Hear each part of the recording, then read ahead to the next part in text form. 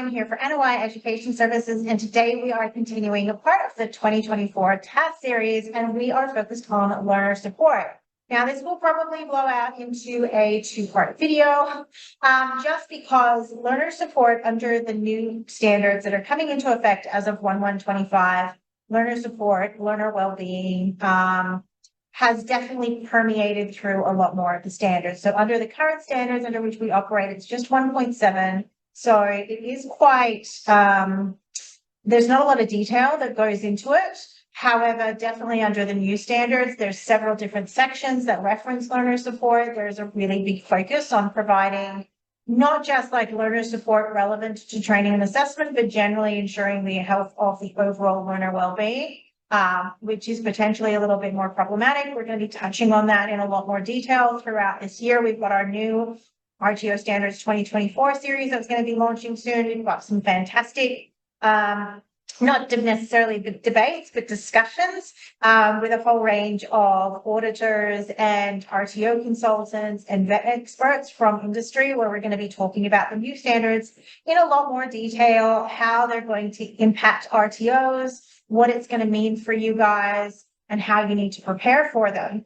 But specific today, we're going to be talking about it in relationship to your training and assessment strategies. So under the current standards, you might have like a little section of learner support where you kind of go into, I guess, some of the generic services that you guys offer as RTOs. And obviously this is going to differ substantially depending on the cohort. There are definitely a lot of government funding contracts that have requirements for additional support services, or that may pay additional funds for those support services. However, under the new RTO standards, it does permeate through quite a lot of the different standards. Everything from things like 1.6, which is like facilities and things like that that are relevant to your learners, but more specifically, when we start looking at the new standard 2, what we look at is things like learners have reasonable access to trainers to progress through the training product. Reasonable adjustments are made to support learners with a disability to access participation in training and assessment on an equal basis. The training environment promotes the well-being and diversity of learners. The well-being needs of the learner cohort are identified, and strategies are put in place to support these needs. Now, that's just a couple of them. That's the high level. And it doesn't go down into like the ABCs. So what you really do need to be thinking of is one, your learner support policy will need a complete overhaul. This was probably when we did our update for the 2025 standards. It was definitely one of the areas that kind of we had to go into the most detail to make sure that we were identifying ways that RTOs could do this. And it's going to probably have, like, it is, I think, potentially going to have an impact in relationship to considering financial viability of courses as well. So when you think about like the level of support that you're going to provide to your cohorts, it is going to vary based on the needs of the cohort. So for example, we're developing a course for a provider at the moment. It's an AQFH course. Everyone who will be participating in it already holds a degree. They have 10 to 20 years experience in their industry. They are undertaking it on a fee-for-service basis. They have all self-identified as wanting to participate in the course. So the learner needs of that cohort are going to be substantially different. And therefore the learner, like the well-being support needs and the way that the RTO would go about providing that would be quite different. Okay, so they're generally going to be very, very well read. So being able to make sure that they are fully informed is going to be a lot easier. They're not really going to want to have access to a lot of those services because they have the means and ability to be able to access that, you know, on within their own capacities.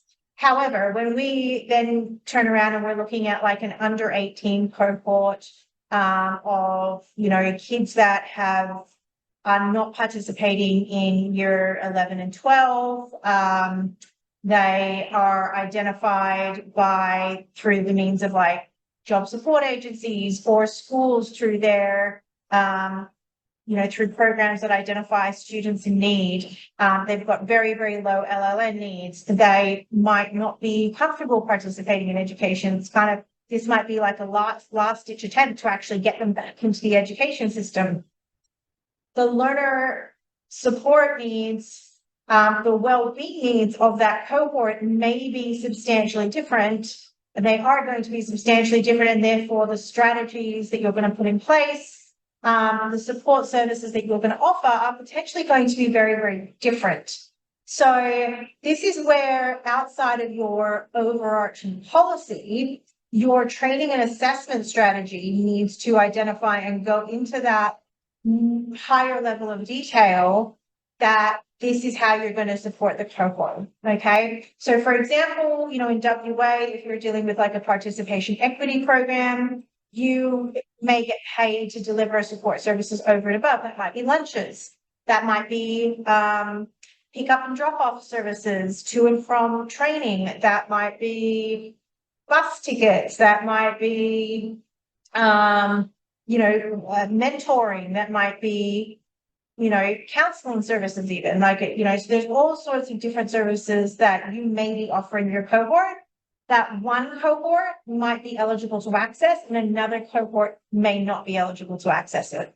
So your training and assessment strategy is going to kind of go into that higher level of detail than your general policy and procedure will, specific to the support strategies and like for that particular cohort. And what you want to be thinking about is like, what are the actual services that you're going to offer to that cohort? How are they going to go about being made aware of those support services? How are they going to go about accessing those support services? And it could even be going down to thinking about during what timeframes, okay? And particularly like the WA funding contracts, that's something that we've got to denote in there. Is like, when can they access it and what times can they access it? So if you've got a computer lab, it's obviously not a 24/7 computer lab. It's very, very unlikely to be a 24/7 computer lab. It might only be available during office hours, okay?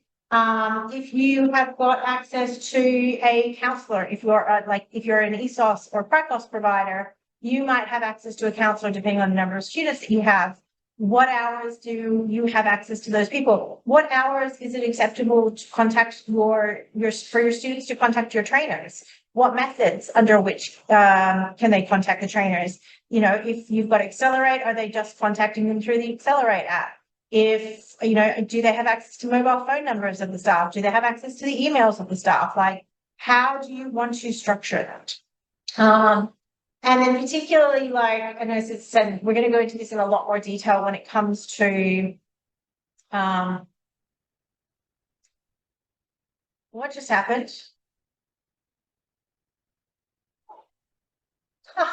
It's okay. So when it comes to well-being needs, and again, this is going to be, it's going to be a major change in your policies, procedures. It is going to have an impact on your financial viability of the courses. It specifically states the RTO demonstrates how it fosters an inclusive training environment for diverse learners, how risks to learner safety and well-being are being managed, including by addressing harassment or discrimination in the training environment, how it identifies the well-being needs of the learner cohort as relevant to the training content, and the appropriate well-being support services. It advises learners of the well-being support services available and how to access those services. Where the RTO offers training and assessment to young learners, how risks of their safety, well-being are identified and managed consistent with the principles for child-safe organizations, having regard to the training content and modes of delivery. So I'll give a couple of examples of this. Short courses where you're doing things like whiteboard, working at heights. You generally have a cohort of 18 to 45-year-old males. Do you accept under 18s in those courses? If you do accept under 18s in those courses, how are you ensuring that the training environment is appropriate for them? Okay. Another example is when you're dealing with some of the softer courses. So things like individual support, aged care, mental health, counseling, anything really in the CHC, HLT sphere. What you want to be thinking of there is things like if you have to talk to students about, racism, about working, about trauma. We recently were dealing with a training package and we have to cover some really difficult topics, history of racism, generational trauma, sorry business, suicide, all of these sorts of topics came up within the training. So how we approached that training, how we prepared students for the fact that they were going to have to, do a role play with somebody who had attempted suicide, somebody who was talking about self-harm, somebody who was going through a domestic abuse situation. How are you going to prepare learners for these topics? They are inherently uncomfortable topics, and you really do need to put thought into how you're going to structure them. If you've got learners who've been in those situations, I know that, starting out working in childcare,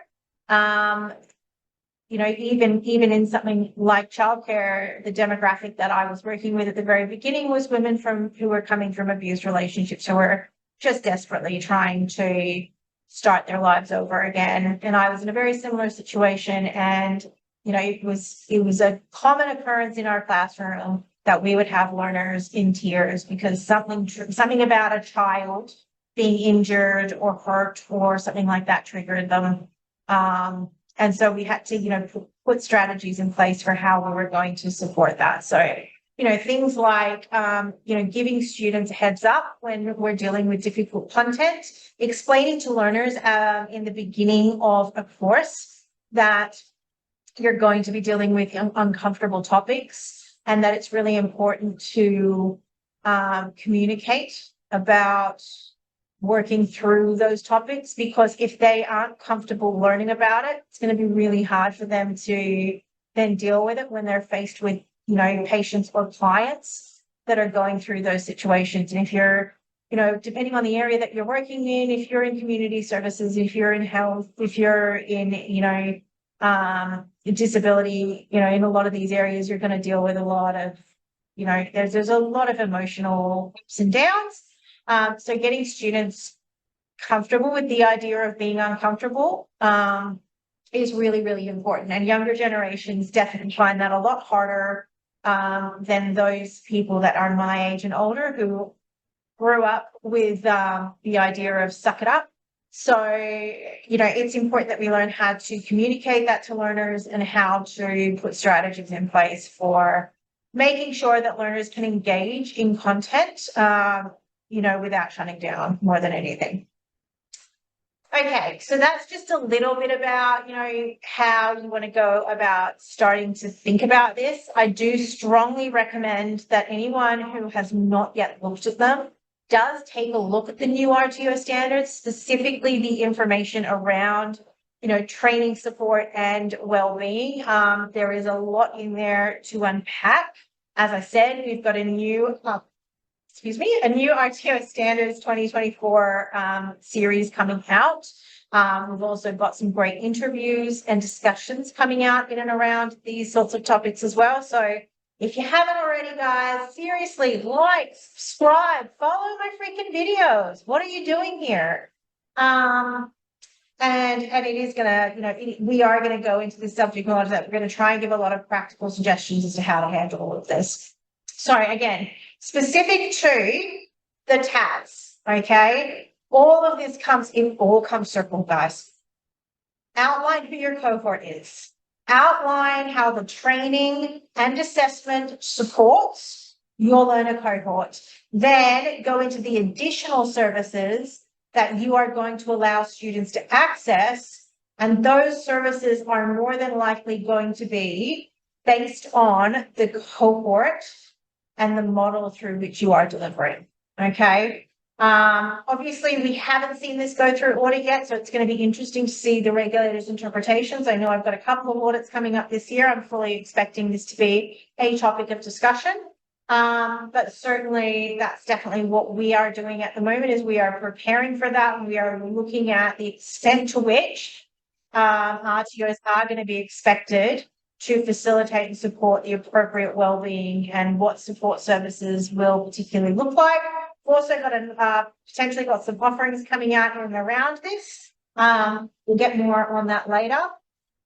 For now, it's just really important for you guys, as I said, when you're developing your TAS, that you really do flesh out what that learner support is going to look like. And as I said, going into things like, what are the services that you're going to offer? When are those services going to be made available? Who are they going to be made available to? And how are your learners going to access those services? And how are you going to convey all of that information to your learners? Is it just going to be put into your learner guide and then chucked up on a PDF on your website? Are you going to do videos? Because if you're an RTO and you don't have a YouTube channel, honestly, I think you're a little bit silly. If you've got more than if you've got public students and you've got more than maybe 200-300 students going through a year, you should have a YouTube channel. You should be putting out YouTube videos. I hate to tell you, but we don't read a lot about policies and procedures anymore. You chuck a video up there, you're far more likely to get your students actually understanding the information, actually understanding how your RTO works. Just like I've got lots of content in text up on my website, but you guys don't read it. You come here to watch our videos because let's be honest, it's a hell of a lot easier and we are all time poor nowadays. Anyway, that's about it, guys. Think about that in relation to learner support. If you want to know more about who is your cohort or training versus assessment, I'll link the videos somewhere. I have no idea how to do that, but my team will figure that out for me. Otherwise, guys, subscribe, do all of those good things. If you have come back a couple of times, why haven't you hit that subscribe button yet? I don't understand. Hit the button, please. Otherwise, feel free to disagree with me, but do so respectfully. I hope you guys found this helpful. My name is Lauren Hollows, and I am for NOI Education Services.